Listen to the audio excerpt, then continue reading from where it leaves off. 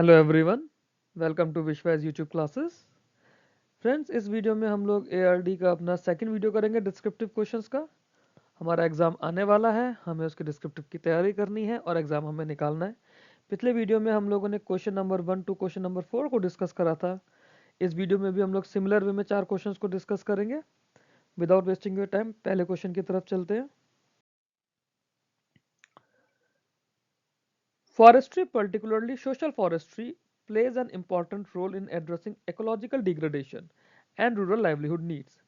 Discuss the objectives of social forestry and examine its contribution to sustainable rural development in India. पिछले video में हम लोगों ने agro forestry को discuss करा था, है ना। नाबार्ड के कुछ 3-4 बहुत फेमस टॉपिक्स हैं जिन पे वो डिस्क्रिप्टिव पूछ सकता है, जैसे forestry is one of them. इसमें हमें agro forestry, social forestry, silviculture, ये सब हमें करना रहेगा। Then soil and water conservation तो है ही है। सॉइल कंजर्वेशन, वाटर कंजर्वेशन, इसमें हम लोगों ने लास्ट टाइम इरिगेशन का एक डिस्क्रिप्टिव आंसर देखा था। देन जो एग्रीकल्चर एक्सटेंशंस हैं, एग्रीकल्चर एक्सटेंशंस पे नाबार्ड को पूछना अच्छा लगता है। एंड जो सप्लाई चेन है पूरी पूरी हमारी, सप्लाई चेन या फिर एग्री मार्केट्स की अगर हम लोग बात करें, ये 4-5 टॉपिक्स नाबार्ड के फेमस टॉपिक्स में से एक है। प्राइमरी फोकस हम इन्हीं टॉपिक्स पे रखेंगे डिस्क्रिप्टिव में। जब 20 क्वेश्चंस का सेट एक मेरा पूरा हो जाएगा, उसके बाद हम लोग बाकी टॉपिक्स को टच करेंगे। चलिए, तो इसमें हमसे पूछा गया है discuss the objective of social forestry and examine its contribution to sustainable rural development in India. ठीक, डिस्क्रिप्टिव एल्गोरिथम की तरफ चलते हैं हम लोग। तो ये हमारी एल्गोरिथम है। सबसे पहले हम लोग इसके अंदर क्या करेंगे, अपना एनवायरमेंटल कॉन्टेक्स्ट का इंट्रोडक्शन देंगे। We introduce deforestation, fuel with scarcity and rural dependence on forest. उसके बाद हम लोग अपने मेन टॉपिक की तरफ आएंगे। तो मतलब पहले हम लोग प्रीक्वल एक देंगे ही देंगे, है ना, एक बैकग्राउंड देंगे। जैसा होता है ना कि बैकग्राउंड क्या है, तो ये बैकग्राउंड है। Then we define social forestry और उसके मेजर ऑब्जेक्टिव्स को आउटलाइन करेंगे। इसके अंदर अगर कुछ ministry of environment, forest and climate change ने कुछ अगर डेटा दिया हुआ है सोशल फॉरेस्ट रिलेटेड, हम उस डेटा को भी अपने आंसर में इंक्लूड करने की कोशिश करेंगे। जैसे India state of forest report है, लास्ट 23 में आई थी आई थिंक। हर 2 साल में आती है, 2 साल या 3 साल में। तो 23 की लास्ट रिपोर्ट है, हमें इस रिपोर्ट को देखना होगा। इस रिपोर्ट से हम यहाँ पे कुछ कुछ पॉइंट्स डाल सकते हैं। देन हम लाइवलीहुड कंट्रीब्यूशन की बात करेंगे कि सोशल फॉरेस्ट्री से लाइवलीहुड पे क्या कंट्रीब्यूशन हो रहा है, एम्प्लॉयमेंट जनरेशन कैसे हो रहा है, फ्यूल वुड कैसे मिल रहा है, फॉडर कैसे मिल रहा है हमारे कैटल के लिए, एंड देन एनटीएफपी सपोर्ट कैसे मिल रहा है ना। जो एनटीएफपी होता है हमारा नॉन टिम्बर फॉरेस्ट प्रोड्यूस। और अब तो इतना ज़्यादा इसका चल रहा है, स्पेशली जो ट्राइबल लोग हैं उन लोगों के अलग अलग एक्सपोज लगते हैं, अलग अलग मार्केट्स के अंदर उनका प्रोड्यूस आ रहा है। जंगली जो, सॉरी जंगली is the wrong word, I apologise. जंगली नहीं, बट जो ऑर्गेनिक वे में उनकी अलग अलग दवाइयाँ हैं, जड़ी बूटियाँ हैं। आप जाइए अलग अलग फेयर्स एंड फेस्टिवल्स में, उनके बहुत सारे प्रोडक्ट्स आते हैं। देन वी टॉक अबाउट कि एनवायरमेंटल बेनिफिट सोशल फॉरेस्ट्री से क्या है।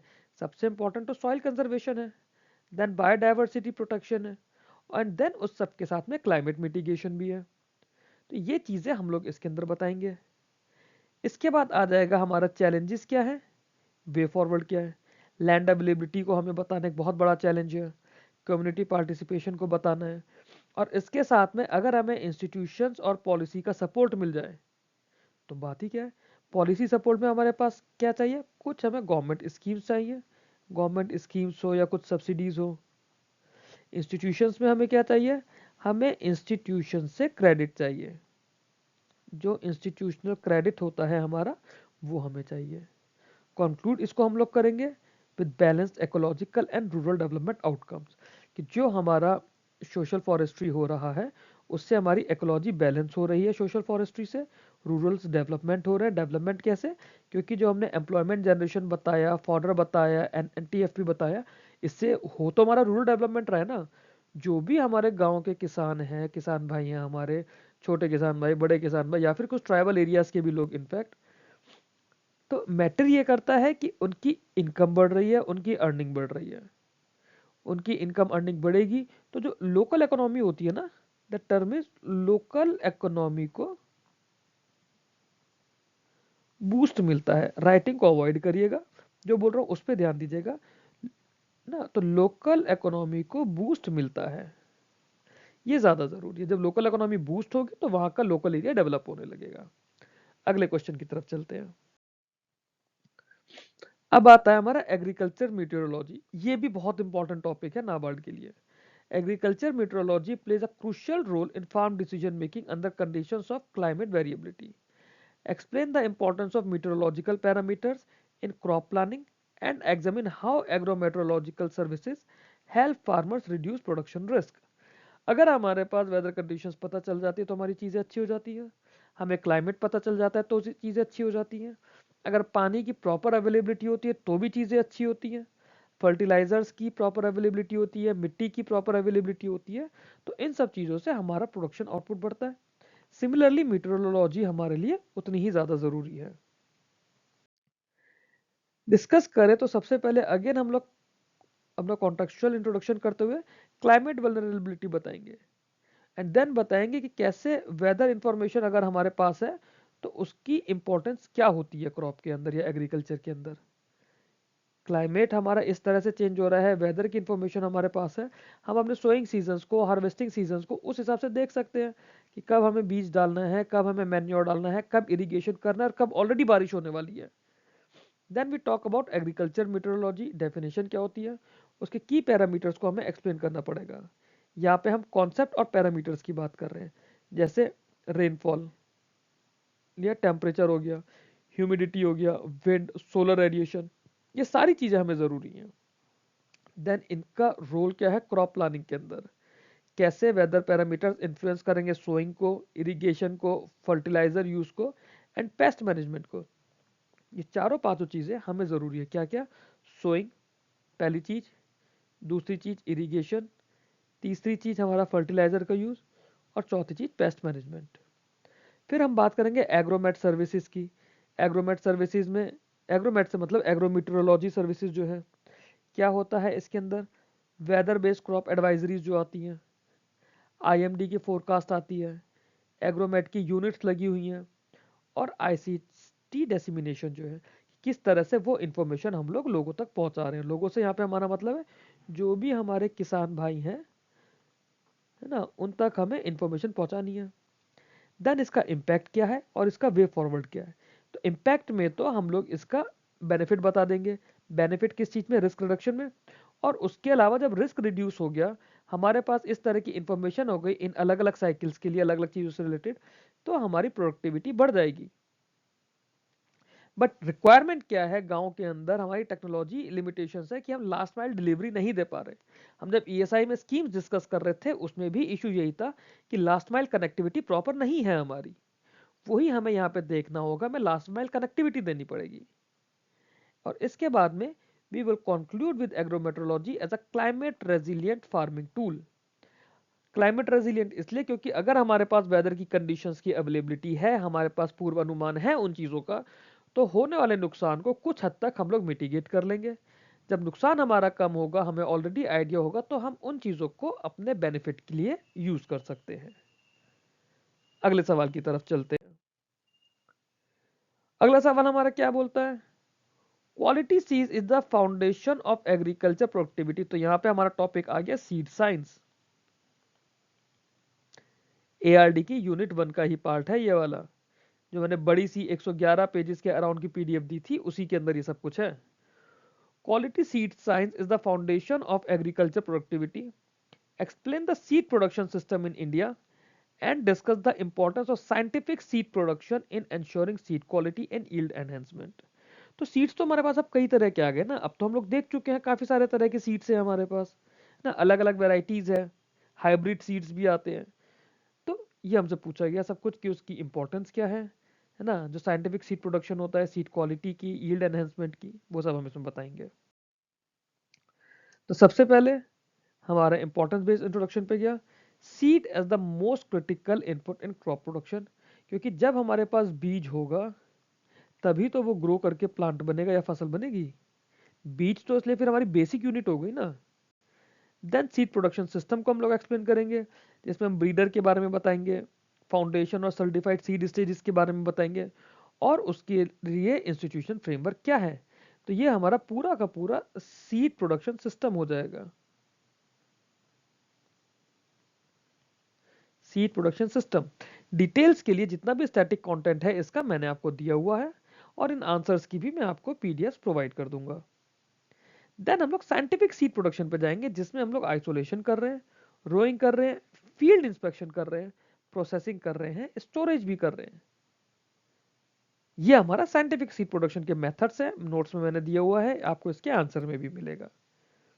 देन हम लोग बेनिफिट्स की बात करेंगे। बेनिफिट एनालिसिस क्या होती है, जैसे जर्मिनेशन इंप्रूव हो जाएगा, वैराइटल प्यूरिटी मिल जाएगी, ईल्ड की स्टेबिलिटी मिल जाएगी, बढ़ जाएगी, और जब ये सब कुछ है तो फार्मर के अंदर भी एक भरोसा जगने लगेगा, एक कॉन्फिडेंस आने लगेगा। ये हम लोग इस तरह से बेनिफिट्स बताएंगे। देन हम लोग इसके चैलेंजेस और वे फॉरवर्ड को डिस्कस करेंगे कि चैलेंजेस क्या है, वे फॉरवर्ड क्या है। चैलेंजेस में सबसे बड़ी चीज़ तो हमारा क्वालिटी कंट्रोल है, क्वालिटी कंट्रोल है, डिस्ट्रीब्यूशन के गैप्स हैं, यही हमारे इसमें चैलेंजेस आ जाएंगे।